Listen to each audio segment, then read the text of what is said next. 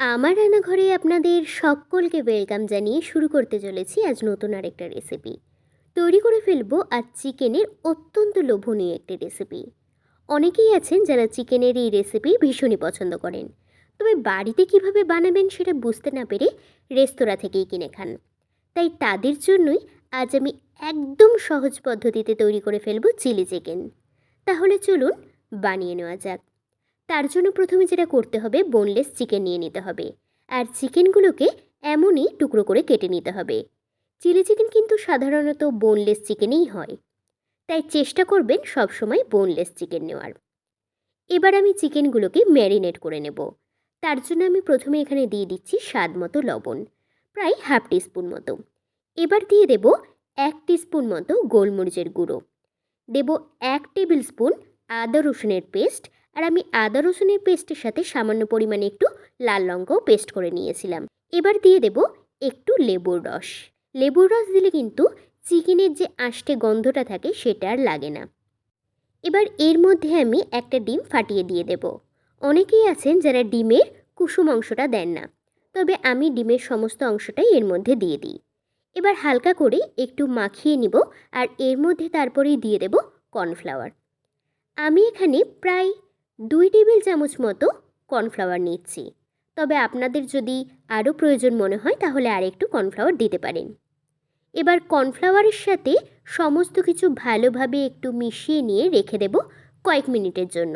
এই সময়ের মধ্যেই আমি এবার একটা চিলি চিকেনের সস রেডি করে নেব। আমি একটা ছোট কাচের বাটির মধ্যে নিয়ে নিচ্ছি ছোট কাপের 1 কাপ জল, আর তার মধ্যে এক এক করে দিয়ে দেব সমস্ত সসগুলো।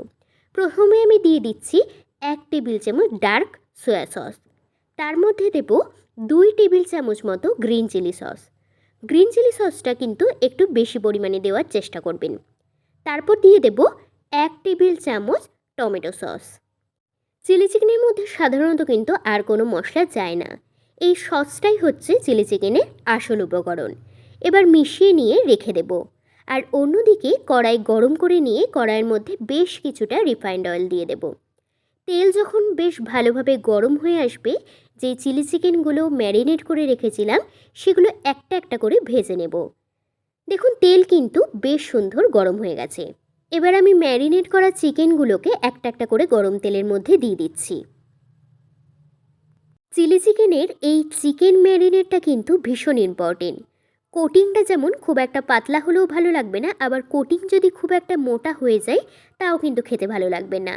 আর সবসময় চেষ্টা করবেন ডিম আর কর্নফ্লাওয়ার দিয়ে চিকেনটা যখন ম্যারিনেট করবেন খুব একটা বেশি সময় কিন্তু রাখবেন না। দেখুন চিকেনের এক দিকগুলো কিন্তু ভাজা হয়ে গেছে। এবার আমি উল্টে দিয়ে অপর দিকগুলোও ভেজে নেব। আর দুই দিকে যখন ভাজা হয়ে যাবে ভালোভাবে, তখন তেল হালকা করে একটু ছেঁকে নিয়ে একটা পাত্রের মধ্যে তুলে নেব। এক ব্যাচ চিকেন কিন্তু আমার ভাজা হয়ে গেছে। এবার বাকি যে চিকেনের টুকরোগুলো আছে সেগুলো আমি ভেজে নিয়ে আপনাদের কাছে আবার ফিরে আসছি। চিলি চিকেনের জন্য চিকেনগুলো সমস্ত ভেজে নিয়ে আপনাদের কাছে আবার ফিরে এলাম। কড়াই কিন্তু আমার বেশি তেল নেই, এই তেলেই আমার বাকি রান্নাটা কমপ্লিট হয়ে যাবে। তবে আপনাদের যদি কড়াইয়ে বেশি তেল থাকে সেই তেলটা কিন্তু অবশ্যই ঢেলে নেবেন। এবার আমি এর মধ্যে দিয়ে দিচ্ছি কিছুটা আদা কুচি, আর দিয়ে দেব কিছুটা রসুন কুচি। আদা রসুন কিন্তু আমি এখানে আর পেস্ট ব্যবহার করব না, কুচিয়েই দেব। এবার এর মধ্যে আমি দিয়ে দেব 5-6টা একটু লম্বা লম্বা ছোট ছোট টুকরো করে কেটে নেওয়া কাঁচা লঙ্কা। এবার আদা রসুন আর কাঁচা লঙ্কা হালকা করে কয়েক সেকেন্ড একটু ভেজে নেব। এবার আমি এর মধ্যে দিয়ে দিচ্ছি ক্যাপসিকাম আর পেঁয়াজ। দেখতেই পাচ্ছেন যে ক্যাপসিকামগুলো আমি একদম ছোট ছোট, খুব একটা ছোট নয়, মাঝারি সাইজের ছোট ছোট চৌকো করে কেটে নিয়েছি।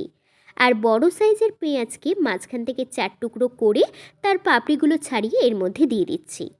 এবার মিনিট কয়েক গ্যাসের ফ্লেম লোতে রেখে পেঁয়াজ আর ক্যাপসিকাম ভেজে নেব।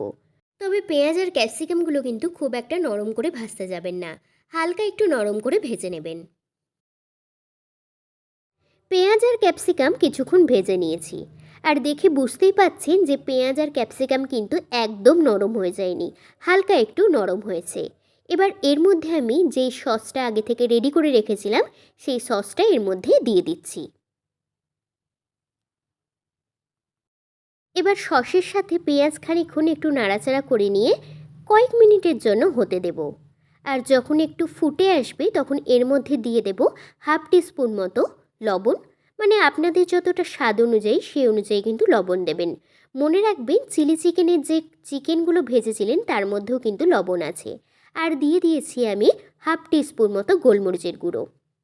এবার মিনিট কয়েক একটু ফুটিয়ে নিয়ে এর মধ্যে আমি যে চিকেনগুলো ভেজে রেখেছিলাম সেই চিকেনগুলো এর মধ্যে দিয়ে দিচ্ছি। এতে কিন্তু কোনো প্রকার জল আপনারা একদমই ব্যবহার করতে যাবেন না। চিলি চিকেন কিন্তু একটু মাখো মাখো টাইপের হয়, খুব একটা ঝোল টাইপের হয় না। এবার দেখুন আমি দুটো চেরা কাঁচা লঙ্কা এর মধ্যে দিয়ে দিলাম।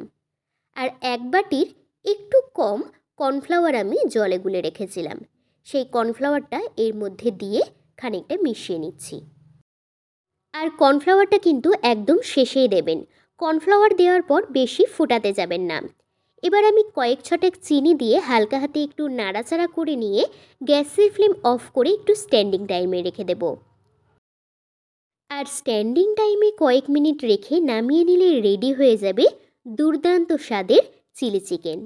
তাই যারা বাড়িতে চিলি চিকেন বানাতে ভয় করেন তারা কিন্তু এই রেসিপি দেখে খুব সহজেই বানিয়ে ফেলতে পারেন। আর বানানোর পর কেমন হয়েছিল কমেন্ট করে জানাতে কিন্তু একদম ভুলবেন না। আর যারা আমার চ্যানেলটিতে নতুন ভিডিও দেখছেন তারা অবশ্যই চ্যানেলটিতে সাবস্ক্রাইব করে পাশে থাকা বেল আইকনটিতে ক্লিক করে ফেলবেন। আর তার সাথে আপনাদের সকলকে জানাই ঈদের অনেক শুভেচ্ছা।